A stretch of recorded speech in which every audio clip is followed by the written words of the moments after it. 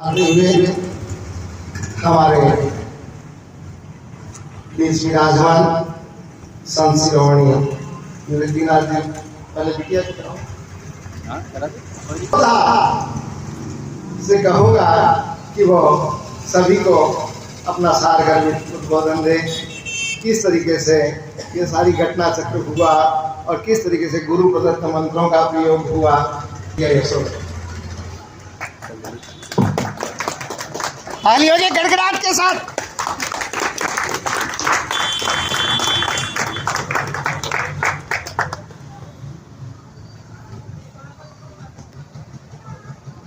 श्री शांताकारं भुजगशयनं पद्मनाभं सुरेशं विश्वाधारं गगनसदृशं मेघवर्णं शुभं लक्ष्मीकान्तं कमलनयनं योगिभिर्ध्यानगम्यं वन्दे विष्णुं भवभयहरं सर्वलोकैकनाथं श्रीमन्नारायण। ये मेरी ऐसी स्तुति है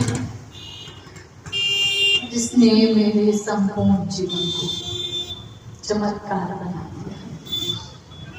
मैं चाहती हूँ हर सनातनी को ये स्तुति आनी चाहिए। रटनी नहीं है, एक एक शब्द का भाव समझिए, उसे महसूस कीजिए। मेरी आंख से पानी इसलिए नहीं आता कि मुझे कोई दुख है, मेरी आंख से पानी इसलिए आ रहा है कि मुझे कोई दुख मिलता है, सारे दुख दूर हो जाते हैं।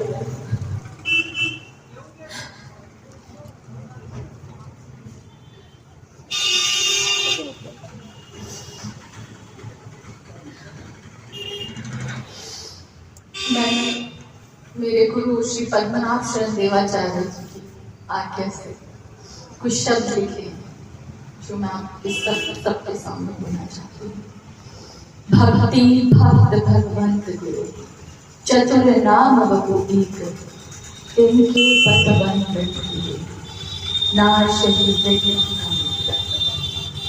अनंत कोटि ब्रह्मांड नायक सर्वाधार सर्वनियंता सर्वज्ञ सर्वदृष्टा सौंदर्य माधुर्य प्रतिमूर्ति अनंत गुण गण पयोनिधि शेषाशय मम आराध्य सर्वेश्वर भगवान श्रीमन्नारायण के युगल चरणारविंदों में मेरा कोटि कोटि प्रणाम। यहाँ उपस्थित समस्त आचार्य चरणों में कोटि कोटि प्रणाम। मेरे गुरुदेव को स्मृति से प्रणाम।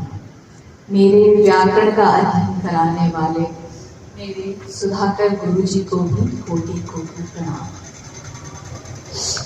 मेरे माता पिता के युगल चरणों में प्रणाम।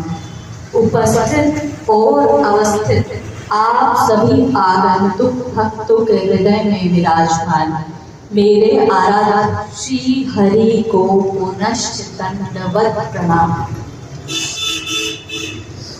हमारे शास्त्रों में मेरे नारायण का एक नाम है, कर्तुम अकर्तुम अन्यथा कर्तुम सर्वसमर्थ।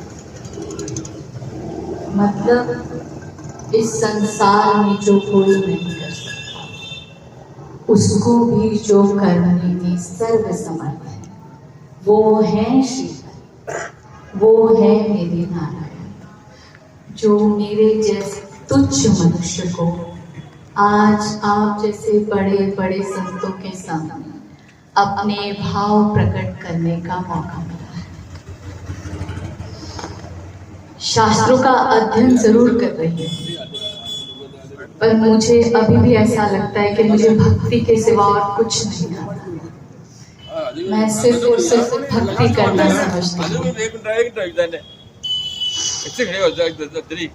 भगवान का ये जो नाम है कि वो कुछ भी कर सकते हैं, उन्होंने बिल्कुल ऐसा ही मेरे जीवन के साथ कर दिया। जो सबको लगता है कि चमत्कार है, पर मैं आप सबसे ये बताना चाहती हूँ कि चमत्कार नहीं, ये मेरे कृपा निधान नारायण की कृपा है। कि जब जब मैं उनको जहाँ जहाँ याद करती हूँ वो आ जाते हैं। वो हमेशा कहते हैं कि जहाँ जहाँ मेरे भक्तों की मेरी आवश्यकता होती है मैं वहाँ आ जाऊँगा। ना हम वसामी वैकुंठ, मैं वैकुंठ में निवास नहीं करता। जहाँ मद भक्त्या गायन्ते, कि मेरे भक्त जहाँ मेरा गायन करते। गाने का मतलब गाना भजन नहीं है, भगवान के बारे में वार्तालाप करना, उनको समझने की कोशिश करना। समझना इम्पोर्टेंट नहीं है, अगर आप समझने की कोशिश भी कर रहे हैं वो भी भगवान का स्मरण ही है। तो भगवान कहते हैं तत्र तिष्ठामि निवास, मैं वैकुंठ में निवास नहीं करता। जहाँ जहाँ मेरे भक्त मुझे समझने की कोशिश करते हैं, मेरे बारे में वार्तालाप करते हैं, जानने का अभ्यास करते हैं, हे नारद मैं वहीं आके बैठ जाता हूँ। मतलब आज अगर हम यहाँ सब नारायण के बारे में बात कर रहे हैं, उनकी लीलाओं को समझने की कोशिश कर रहे हैं, तो वैकुंठ में नहीं है, वो यही है हमारे बीच में। घटना ये जो फ्लाइट में हुई ये रिकॉर्ड मैंने कराई नहीं, नारायण की कृपा थी कि रिकॉर्ड होके सामने आ गई। किंतु मेरी कभी ऐसी कोई इच्छा नहीं थी कि मुझे भक्ति के सिवा और कुछ करना पड़े। मैं और किसी चीज़ में अपना समय व्यस्त नहीं करना चाहती। आजकल का जो दौर है कि लोगों को इंस्टाग्राम पे कितने लाइक आए, व्यूज़ कितने आए, फॉलोअर्स कितने हैं, इसी में अपना समय निकल जाता है। मेरे जो डिसाइपल्स हैं, जो मेरे साथ जुड़े हुए हैं, वो हमेशा मुझे कहते हैं यशोदा आप हमारे साथ जुड़ी हैं। और वो सब हमारे देश के और दुनिया के बहुत बड़े लोग हैं जो मेरे साथ जुड़े हैं।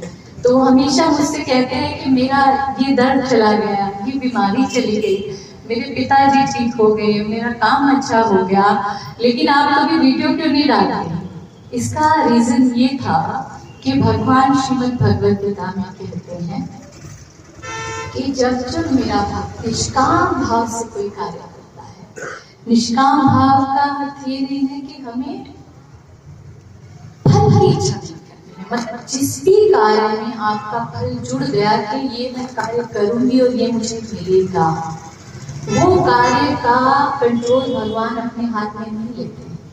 जो भी भक्त निष्काम भाव से जो भी कार्य करता है, अनन्याश्चिन्तयन्तो मां ये जना पर्युपासते तेषां नित्य भक्तियुक्तानां योगक्षेमं वहाम्यहम्, कि जो मेरा भक्त निष्काम भाव से जो कार्य करता है उस कार्य का वहां आकर मैं स्वयं रक्षण करता हूँ। बिल्कुल इसी श्लोक को मैंने फ्लाइट में बोला था कि आप कहते हैं कि आप आ जाते हैं, तो आप आ जाइए प्रभु, हमें कराची नहीं जाना है। और मैंने कुछ भी नहीं किया। और मुझे लेकिन आज जब क्योंकि घटना को इतने दिन हो गए तो मैं भी थोड़ा नॉर्मल होकर सोच पाती हूँ कि कुछ तो हुआ था, लेकिन क्या मुझे तब इतना कॉन्फिडेंस था कि मैं उस महिला को ठीक कर पाऊंगी? लेकिन मैंने कैप्टन को, ग्रुप को, 270 लोगों के सामने इतना कॉन्फिडेंटली बोला कि मैं कर दूंगी। और सब मुझे पूछा कैसे करेंगे, आप डॉक्टर हैं, are you a doctor? I was like no. Are you from some medical field? I was like no. Then they were like what you need, आपको क्या चाहिए?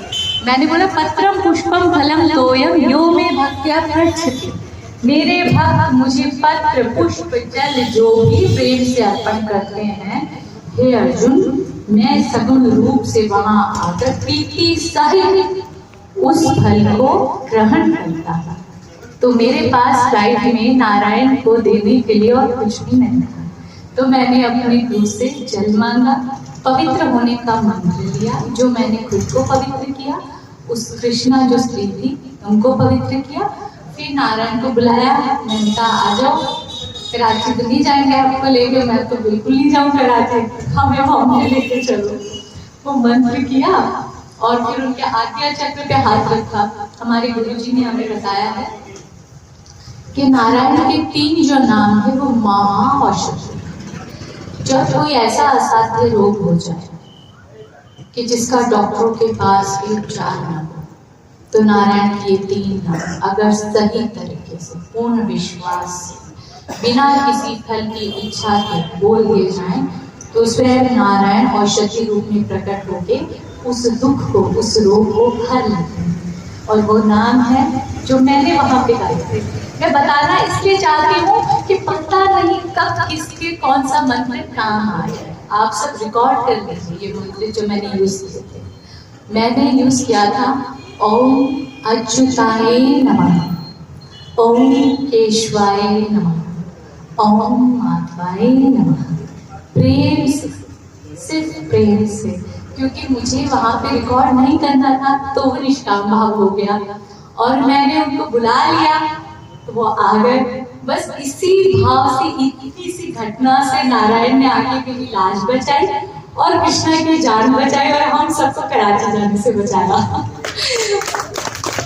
और मुझे तो अब अगर कोई मुझसे पूछे तो ये घटना जिस तरह से फैली है ना, इसके पीछे उनकी लीला ये रही होगी कि मेरे भक्तों को लगता है कि मैं प्रहलाद के लिए आया था, रावण के लिए आया था, तो उनको ये बताना था कि मैं था नहीं, मैं हूँ। जब जब बुलाओगे, भले तुम कलयुग में हो, स्त्री हो, पुरुष हो, कैसे भी हो, किसी भी अवस्था में हो, धरती पे हो या आसमान में हो, मैं आ जाऊंगा।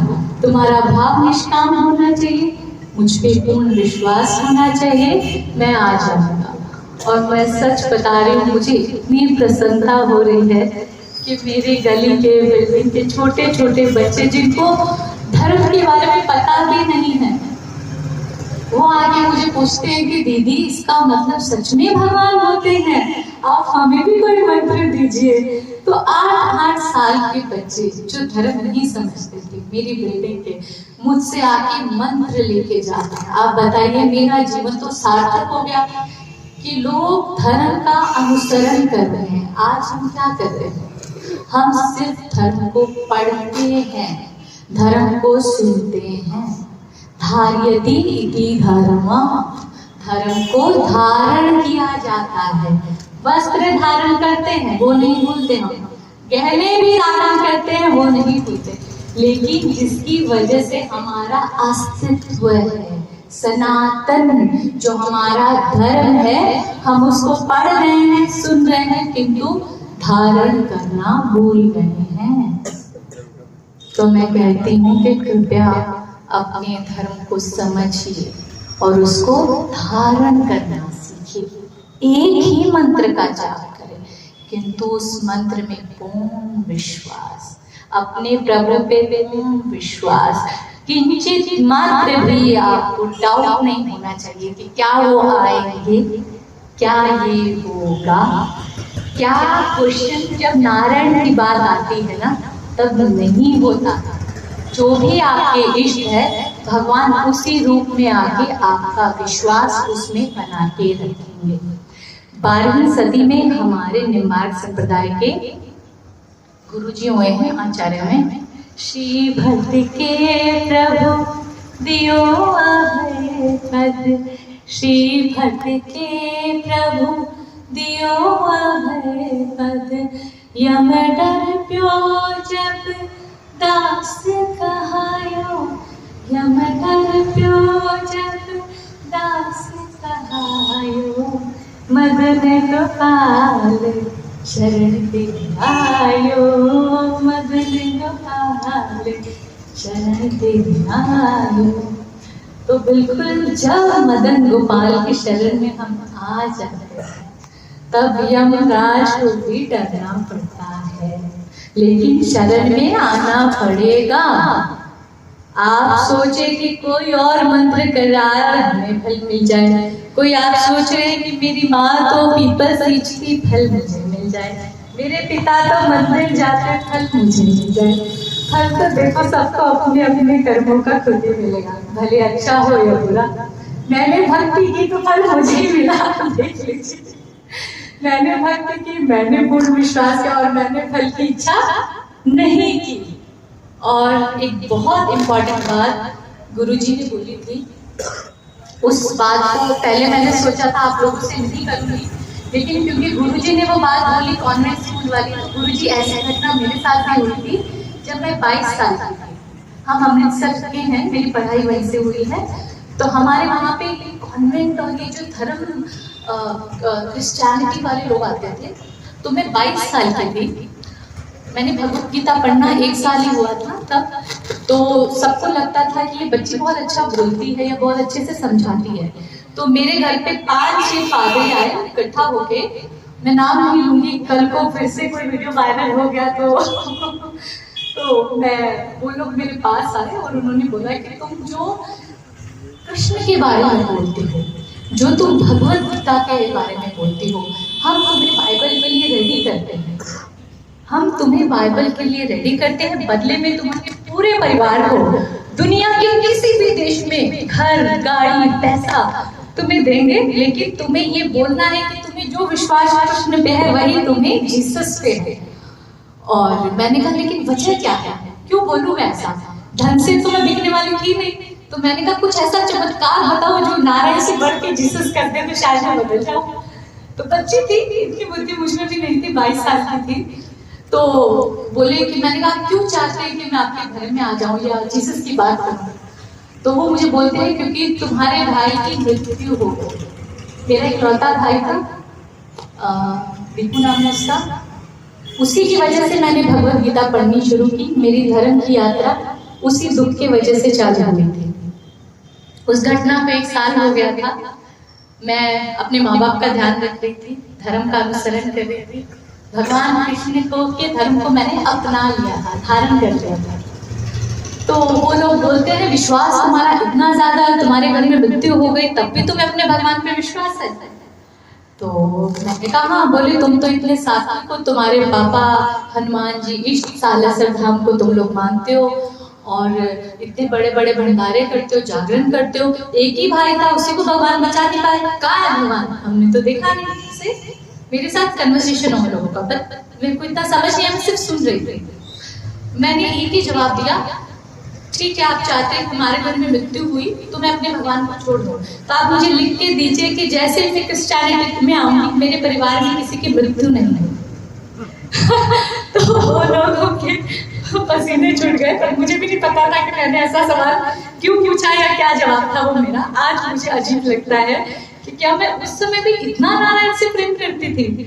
तो दोबारा हम लोगों की हिम्मत नहीं हुई मुझसे ये बात करने की कि तुम क्रिश्चियनिटी में आ जाओ। आखिर वो मुझसे छुप छुप के कृष्ण के बारे में जानते हैं। आज मैं उनको भगवत गीता का ज्ञान देती हूँ, ना कि वो मेरे पास आते हैं। तो हम जो लोग बोलते हैं कि आप धर्म में परिवर्तित हो जाते हैं, कॉन्वेंट वाले आपको बदल रहे हैं, ये उनसे ज्यादा आपकी मानसिकता की प्रॉब्लम है, आपकी विकृति में प्रॉब्लम है। अगर ऐसे ही बदलाव होता तो मैं तो टूटी हुई थी, मेरे तो माँ बाप भी डिप्रेशन में थे, तो मैं तो बदल जाती। लेकिन इसका मतलब आपका अपने भगवान पे विश्वास नहीं है। कोई आपके, अगर आपके भगवान आप जिनकी आराधना करते हैं, अगर उसके बाद आपके जीवन में दुख आता है, इसका अर्थ ये नहीं कि भगवान आपको दुख देते हैं। भगवान श्रीमद् भगवत गीता में सीधा बोलते हैं कि मैं किसी को सुख नहीं देता, किसी को दुख नहीं देता। ये संपूर्ण सृष्टि का चक्र है जो अपने ही अपनों में बरतते हैं। तीनों गुण ही हैं जिनके परस्पर संयोग से एक मनुष्य का जीवन चलता है। अगर किसी व्यक्ति के जीवन में दुख है तो उसके स्वयं के कर्म है जो इस जन्म के नहीं, पीछे के कर्मों से भी उसके आज के जन्म के दुख और सुख आते हैं। मेरे जीवन में अगर आप ज्योतिष की बात करें, गुरुजी ने बताया था कि मैं ज्योतिष भी पढ़ती हूँ, मैं सिखाती भी हूँ, मैं सूर्य सिद्धांत भी पढ़ती हूँ, नॉर्मल एस्ट्रोलॉजी भी करती हूँ। तो एस्ट्रोलॉजी के अकॉर्डिंग, क्योंकि नारायण के चमत्कार की बात है तो ये बात आप सबके लिए जाननी बहुत आवश्यक है। ज्योतिष के अकॉर्डिंग मेरे जीवन में अगर आप में से कोई समझता है तो अभी राहु में चंद्रमा का समय चल रहा है, जिसको ज्योतिष में विष योग कहते हैं। मतलब मेरे जीवन में विष होना चाहिए ज्योतिष के अकॉर्डिंग। लेकिन क्योंकि मैं नारायण भक्त हूँ, मेरे जीवन में तो अमृत मिल गया है। देखिए आप सब लोग मुझसे इतना प्रेम कर रहे हैं, जन जन में मुझे नारायण के कीर्तन का मौका मिल रहा है, जो ज्योतिष भी वहां पे फेल हो जाती है, आपके कर्म भी वहां पे फेल हो जाते हैं, पाप की गठरी भी वहां फेल हो जाती है, जहां पे कृपा करुणा में मेरे नारायण की होती है। श्रीमन नारायण।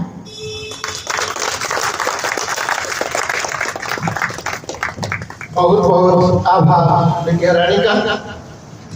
हमने नारायण के बारे में कितना सुंदर संदेश हमें दिया।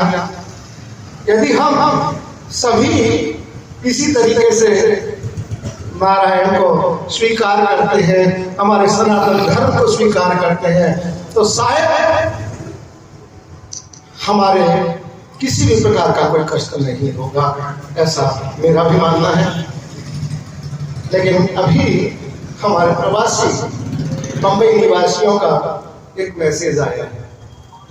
बंबई में हमारे रत्न के बहुत सारे लोग रहते हैं, उन सब ने अपना एक संदेश हमारी विद्या रानी के नाम भेजा है।